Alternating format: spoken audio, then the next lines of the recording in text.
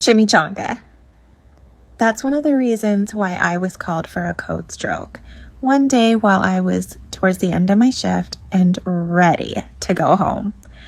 Code stroke was called. It was probably like 5:30 p.m. My shift ends at 6 p.m. and went to the patient's bedside. The patient was already admitted for whatever reason. I don't exactly remember what it was right now, but it was not neurological. And this actually happens commonly.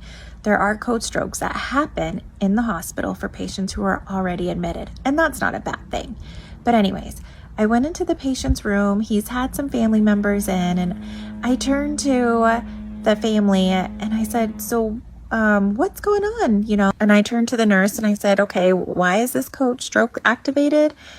And the daughter interjected and said, Chimichanga. I asked him who I was, and he called me Chimichanga. He said my name was Chimichanga. I'm Chimichanga.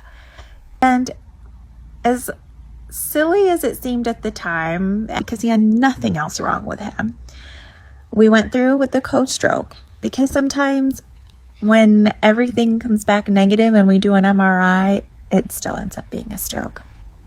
His MRI did not end up showing stroke. It ended up being okay, and it turns out he was just confused. 5:30, 6 o'clock is kind of that bewitching time in the hospital. If you haven't heard about it, you'll hear about it now.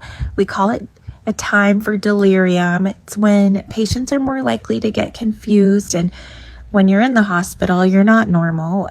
You're probably fighting an infection, or you're in pain, or you've got electrolyte abnormalities, and that puts you at more risk for being confused, as well as the length of your hospital stay. So in all seriousness, I will never forget this code stroke because of Chimichanga, and Chimichanga will always, always, always, always have a new meaning for me.